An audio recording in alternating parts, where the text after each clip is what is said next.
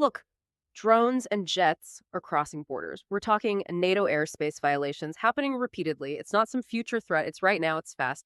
And NATO, they just wrapped a major defense ministers meeting in The Hague. They're not just talking deterrence anymore. They're detailing immediate, rapid military action. This feels different. It's like a shift from planning to actually deploying things now. Welcome to the military point. Before we get into it, just quickly tell us in the comments where you're watching from. We'd love to know. Okay, so let's unpack this. Our mission today is a real deep dive focused squarely on what came out of that NATO Defence Ministers meeting October 15th, 2025. This wasn't just, business as usual. It felt like a crisis response meeting. 4 big things: boosting deterrence, fast-tracking counter-drone stuff, defense investment, and of course, support for Ukraine. We really need to zero in on the actual changes NATO's making right now for these immediate threats. Yeah, and the urgency, that's key. You mentioned the airspace incursions, those jets, those drones.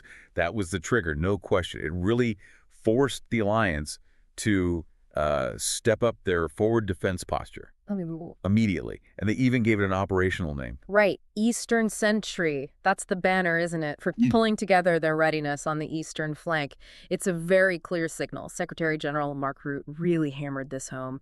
He emphasized, NATO's defensive, but he said, make no mistake, this defensive alliance is ready and willing to do what it takes. And to keep our 1 billion people safe and our territory secure. That quote, that's the bedrock for everything they decided. It's non-negotiable. Absolutely. And you see that reflected in how they're shifting investment strategy. It shows they get it. Modern warfare is about speed. Exactly. They agreed on more specific counter-drone measures.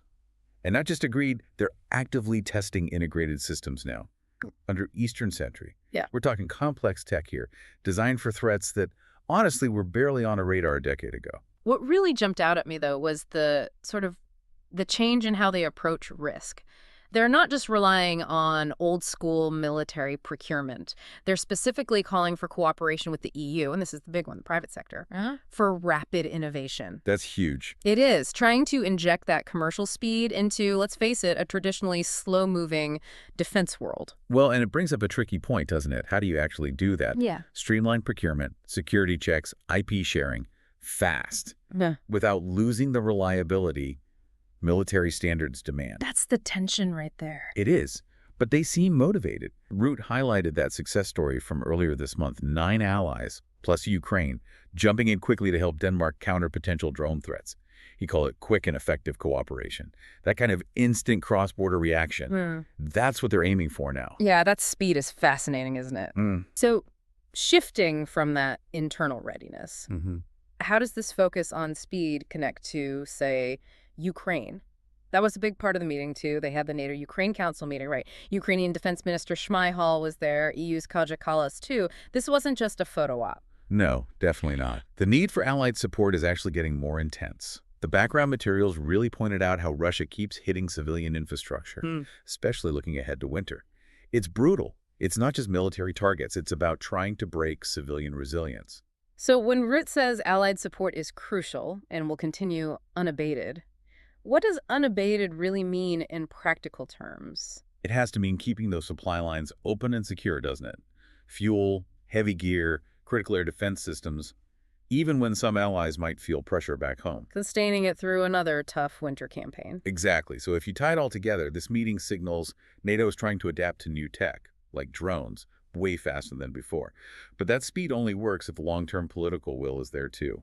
They're building up military capacity with things like Eastern Sentry, while also locking down the political commitment to keep funding Ukraine's defense against these relentless attacks. Right. 2 sides of the same coin. Yeah, the takeaway feels like it's twofold.